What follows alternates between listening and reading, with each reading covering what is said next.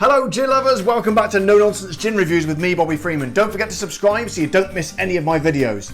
Now then, cast your eyes upon this little fellow, ladies and gentlemen, for this little chap is called 6 O'Clock Gin. Now, not the most famous and well-known gin I've featured on this channel, however, I am reliably informed that it is very, very nice. Now, as you can see, as you all know, I always like to try the gin for the first time with you in real time on this channel. However, as you can see by the lack of liquid in this bottle, once again, my girlfriend has managed to get there first. I tried to pry it from her grasp and wrestle it from her, but she's much stronger than she looks, so she managed to guzzle a significant amount of the gin before I was able to get to it. But I guarantee now it was not me.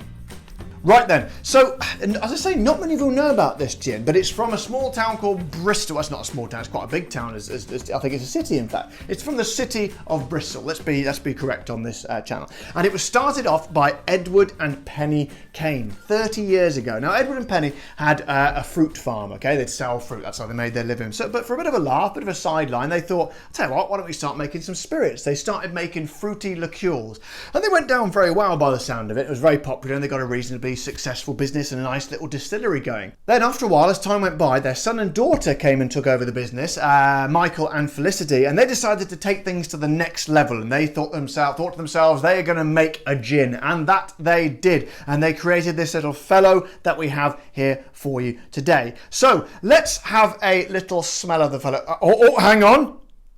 Oh, I don't believe it. I didn't look like a cork test, but it has got a cork, so it is the cork test, and we know what that means. Hang on. Oh, it's a glass cork. It's a glass cork. Right, we'll do the cork test, but I'm not sure if the glass cork is going to make a noise like a classic cork, but we'll give it a go. You never know. No, I didn't think so. Oh dear, that was a bit of a non-starter. 6 O'Clock Gin, people, if you are watching, we usually do a cork test when you get a nice boom of a cork, the traditional cork. However, we will let you go because it is a glass cork and it does look very beautiful. Now then, let's have a sniff of the old fellow, shall we? Oh, that was gorgeous. That went really deep down. That was nice. This is what smells like a proper good, no-nonsense gin. There's no crazy flavors happening, no surprises, nothing sort of strange and wonderful in there, but it smells like it's doing the right thing to me. So we won't waste time getting it up the nose. We will spend more time getting it in the mouth. So, whack. Oh my lord, that's going to be a big one. I usually, oh good lord, I haven't got much tonic left either. So I usually pour mini gin and tonics on this because, as you know, because I don't want to be completely wasted. I make a few of these videos at a time. So let's use all that tonic in there. That's going to be a strong one. That is going to be a strong one. But don't worry, I'm feeling brave and I think I can take it. So here we go. 6 O'Clock Gin. Have we got it facing the right way? We have, yeah. 6 O'Clock Gin. Cheers.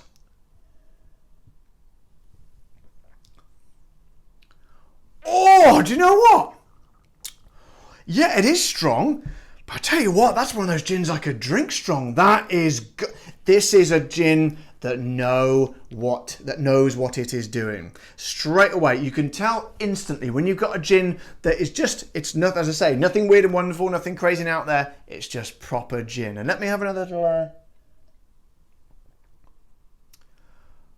Oh, the balancing of flavour. It's absolutely spectacular. That's really good. And I did read on the website, I didn't bother going through them because we go through the, by the way, it's a roasting hot day in London here today, as you can tell from my shiny head. I did read in the ingredients, it has elderflower in there, which I think is really, I always say adding elderflower to anything has got to improve it. I don't know anyone who doesn't like the taste of elderflower, and it really, really shines through there. It gives it a kind of light florally sort of essence, which is really, really nice. Also, it has got, as most gins do have, the orange peel, and if a gin has got orange peel, it usually means it's going to be a good one. Let me have another little go on it.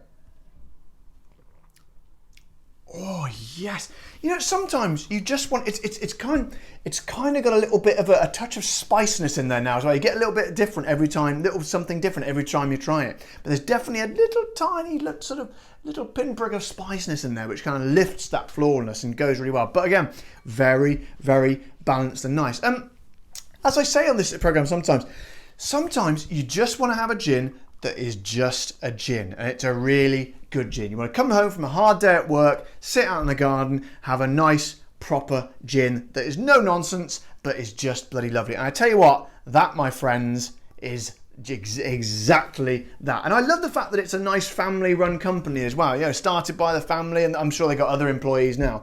But you can always tell when it's that sort of company because there's a sense of heart. There's a sense of passion in there that the people, you can tell that they care about this gin and they try to create something truly special and succeed in this case. I really, really like that. And also, I did wonder that it's not going to be relevant to my American subscribers. I know of which I have many, and of course Canadians as well, and all over the world. In fact, I thought it might have just been limited to the UK, but apparently it is being exported to Canada and America and the Far East and Europe and all over the place. So this should be on a shelf near you soon. So I would say to you, people at 6 o'clock gin, keep up the good work. And beautiful bottle, by the way. Isn't that absolutely gorgeous? I love it. Look, that's really going to stand out on the shelf as well. As I said before, there's a lot of gins out there at the moment, so you need, packaging is kind of irrelevant, but kind of not, because you need to stand out. You need to have something eye-catching. You go, oh, what's that nice bottle? I'll try that. People are that shallow. I'm that shallow, and I know I'm guilty of it. So really, really good work on the bottle as well. By the way, it's worth mentioning how the gin got its name. So Edward and Penny, who created it, and their family, they had a family tradition of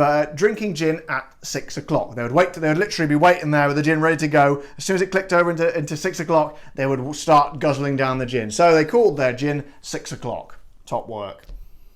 Now, in terms of price, absolutely sort of bang on. It is what you call a sort of, it's not a cheap gin. It's £25 or that's $30, which again, it's not cheap, but it's not too expensive. I'm happy to pay that, no problem at all. It's about, to be honest, it's kind of standard for a lot of what I would call sort of more premium avant-garde gins. That's kind of what you're going to pay, and I'm happy to pay that any day of the week.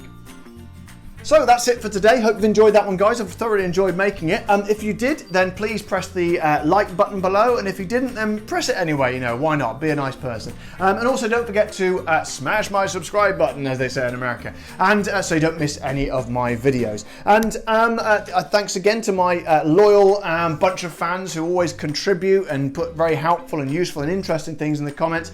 Please continue to do so with this. Let me know what you think. And I will see you all next time on No Nonsense Gin Reviews, where I will continue to be Bobby Freeman. Thank you very much. Bye-bye.